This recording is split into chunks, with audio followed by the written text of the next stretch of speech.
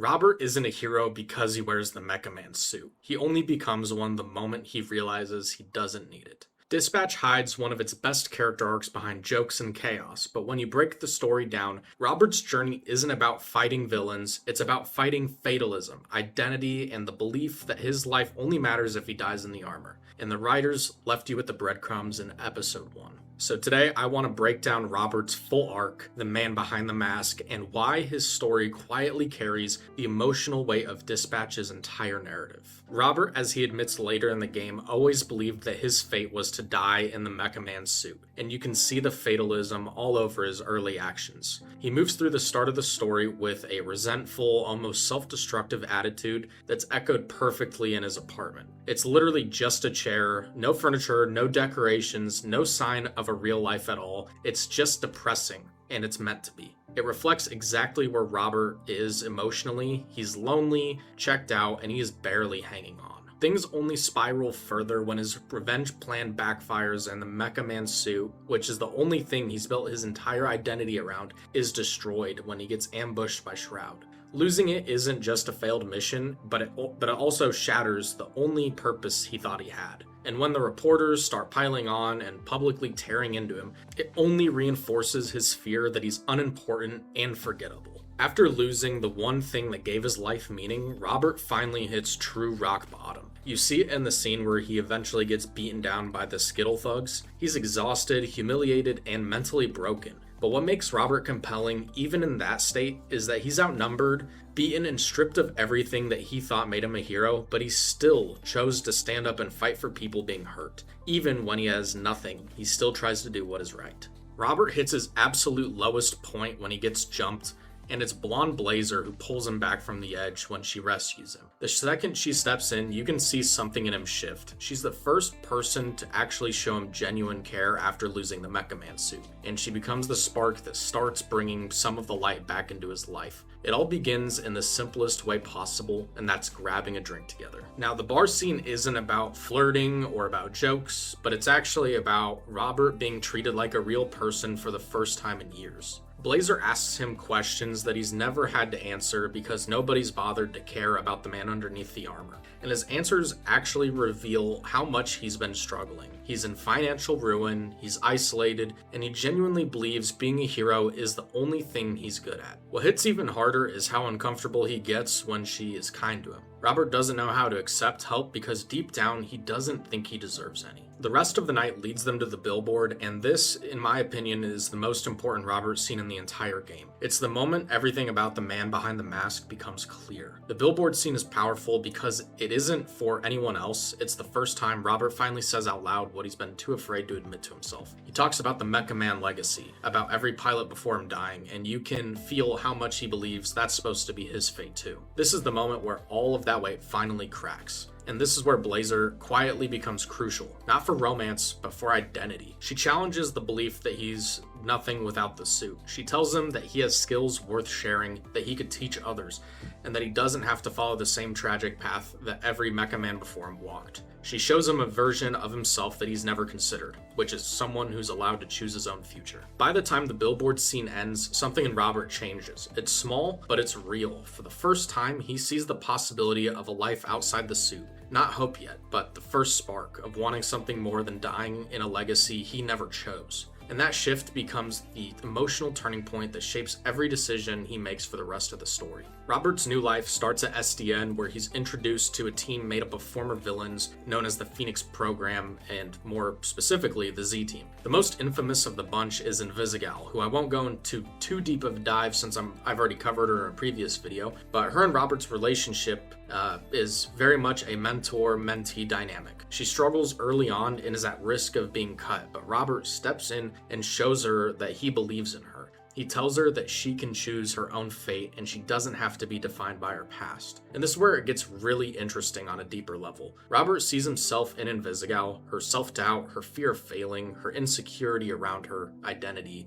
It all mirrors what Robert has been battling since the start of the game. So when he pushes her to make her own destiny, he's not just helping her. He's saying the words he wishes he could believe about himself. This ties directly into the biggest shift SDN brings to Robert's life. For the first time, he's valuable without the Mecha Man suit. SDN forces him into a leadership role he never imagined for himself, and through mentoring Visi and the rest of the team, he starts to realize he has a purpose outside of the mask. It just happens to be Visi who helps him see that most clearly. What makes this part of Robert's story even more meaningful is that it echoes what Blazer did for him earlier in the game. Blazer was the first person to tell Robert he didn't have to be defined by a legacy he never chose. She showed him that he had value outside of the suit, and now at SDN, Robert finds himself giving that exact message to InvisiGal. The encouragement he gives her is the exact encouragement he once needed for himself. It's a mirror. Blazer helped Robert rediscover who he is, and now Robert is helping someone else do the same. If you choose to romance Blazer, you go to dinner with her and she reveals who she really is. She takes off her amulet, her hair shifts from blonde to brunette, and she's 2 inches shorter. All the confidence and power of her hero persona just drops instantly. And what's wild is how Robert reacts to that. He doesn't see her any differently. He doesn't think less of her. He actually reassures her. He likes her, and not just the hero version of her. And that all matters because it directly mirrors how Robert sees himself without the Mecha Man suit.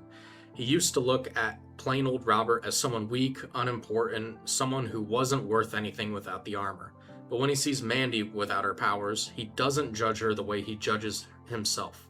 He accepts her, he respects her, and he cares about her. And that is the point. Their arcs are mirroring each other. Blazer revealing her true self isn't just a romance moment, it's a psychological reflection. The same kindness Robert shows to her is the kindness he's going to have to learn to show himself. Episode 5 gives us one of the most important turning points in Robert's emotional arc, and that is the moment he finally starts forming real bonds with the Z team. After finishing up a shift with them, they invite Robert out for drinks at the sardine bar. He shows up and they help him get past the bouncer, and he immediately tries to fit in by buying whiskeys for everyone. This is huge on its own, but what it shows is that Robert wants these people to like him. He wants to belong here. That really comes through in his conversation with InvisiGal. He asks her straight up, why don't they trust me? Why don't they like me? And she tells him the truth. And that's because he used to be a hero, and heroes are the ones that ruin their lives. Or could have. And they could have ruined his too. That tiny exchange plants seeds for everything else that happens later in this episode. Because once the bar brawl breaks out, Robert gets hit by a Red Ring member and the fight kicks off. Something huge happens. The Z team goes ride or die for him. The game cuts between the fight and the taco scene afterwards, and the message is crystal clear. These people, these former villains, are fighting with Robert. They're protecting him. They're standing up for him. And after the dust settles, when they ask why the Red Ring has such a serious problem with him, Robert finally tells them the truth, and that's that they used to be Mecha Man. And honestly, this moment matters because he isn't trying to impress them. He's trying to earn their trust. He wants them to believe in the message he's trying to help them build their lives around.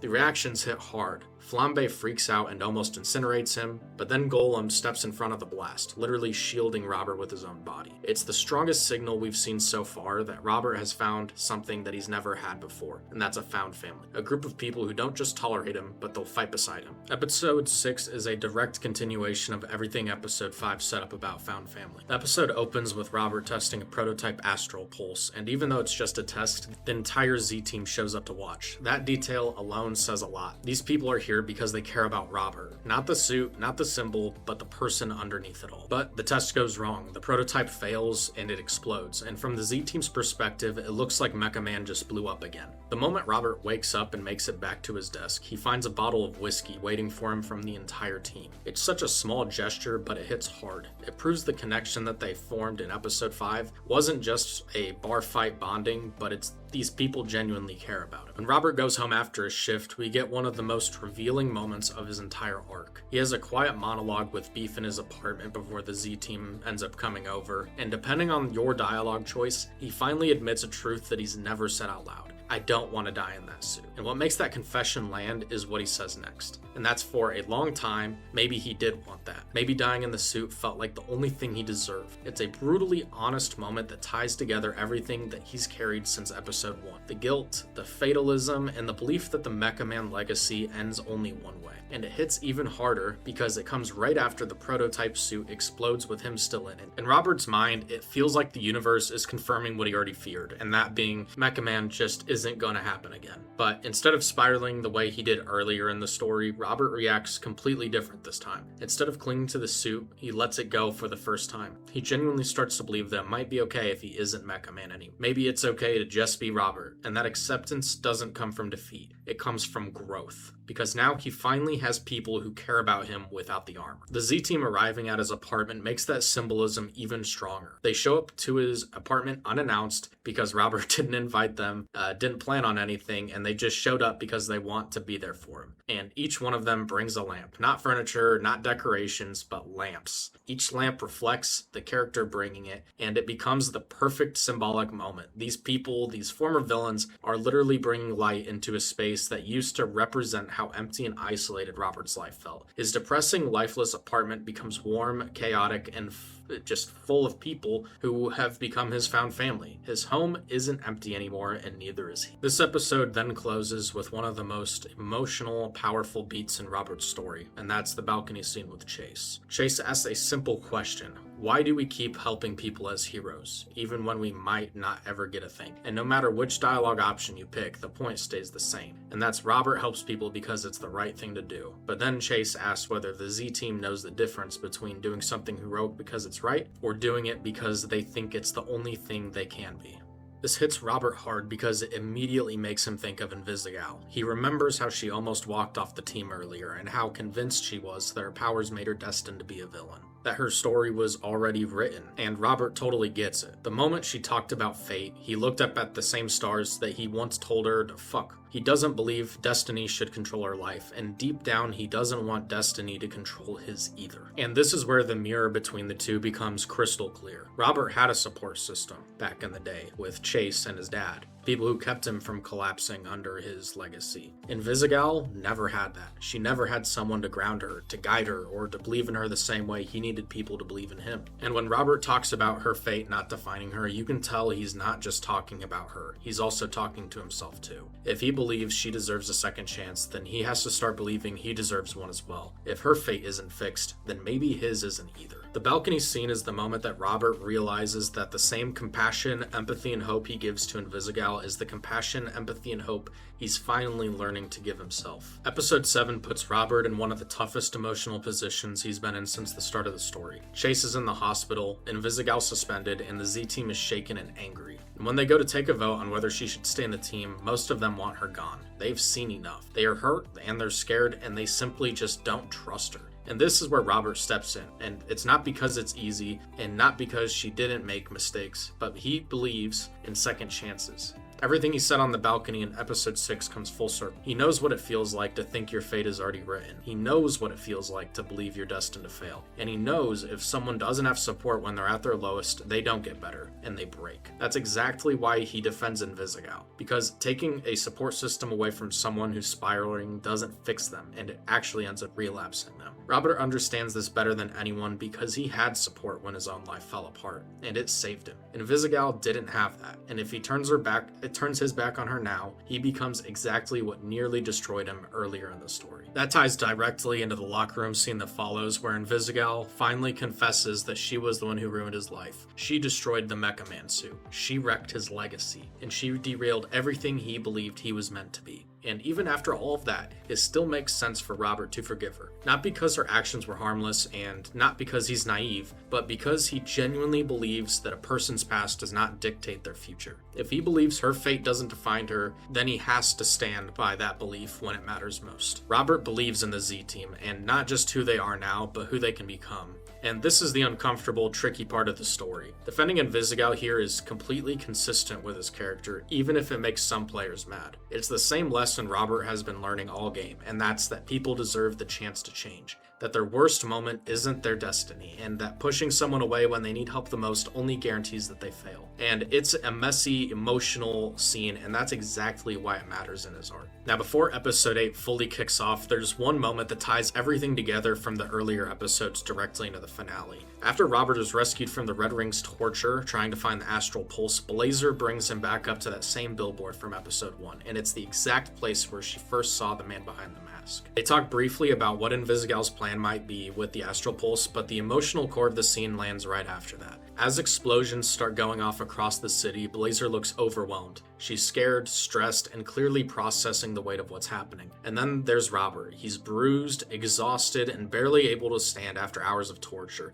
and he's forcing himself back to his feet. He looks at her and says, "You're not leaving me up here again." It's a super simple line, but it carries every ounce of growth he's earned throughout the game. He isn't stepping up because he thinks the Mecha Man legacy demands it. He isn't doing it because he believes his fate is to die in that suit. He's stepping up because he wants to, and because he refuses to let Blazer go into the chaos alone. This scene is ultimately Robert choosing to help as Robert, not as the symbol everyone's projected onto him as Mecha Man, and this is the clearest sign that he has finally separated who he is from the mask he used to hide behind. And it's the perfect emotional launch point for the finale. Once episode 8 begins in full, Robert has a couple of moments with InvisiGal where he has to trust her judgment, but these scenes aren't really about his growth. They're more about her closing arc. Robert's transformation isn't happening there. His identity shift has already been set in motion, and episode 8 is where it finally crystallizes. The real turning point comes when Robert takes the astral pulse that InvisiGal gave him and prepares to enter the new Mecha Man suit. And what makes this moment so powerful is how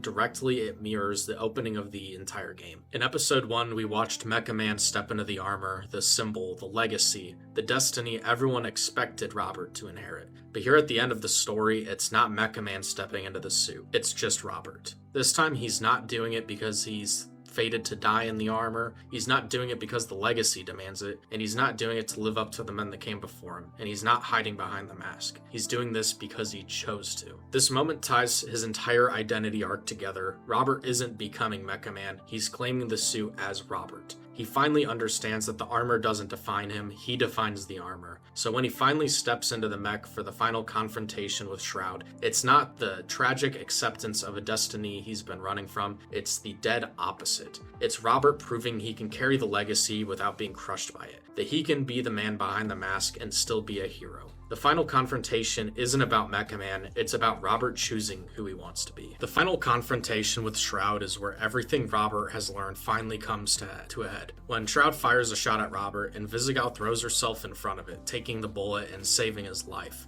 It's a huge moment because it gives Robert the opening to finally take Shroud down, and he does, and he absolutely destroys him. This game really doesn't shy away from it either. Shroud is bruised, beaten, and on the ground, and then you see Robert's reflection staring back at him in a puddle. And that reflection is the entire point. Everything Robert has said about second chances, everything he told InvisiGal, everything he defended in episode 7, everything he showed the Z team through his action, it all comes down to this choice. If he kills Shroud here, then none of it means anything. The cycle of revenge continues. The fate he's been running from wins. The idea that people can change just becomes empty talk. But if he spares Shroud, and if he chooses mercy, then everything he believes in pays off. Robert breaks the cycle that defined every Mecha Man before him. He proves that fate doesn't have to decide anything. He proves to InvisiGal and to the Z team and to himself that second chances are real and that he's not who he used to be. Sparing Shroud is Robert choosing the future he wants and not the one that he thought he was doomed to repeat. After the emotional climax of the game, the aftermath drives the point home even harder. When the reporter says an SDN employee was the one who stopped Shroud, Robert doesn't argue, he doesn't correct them, he doesn't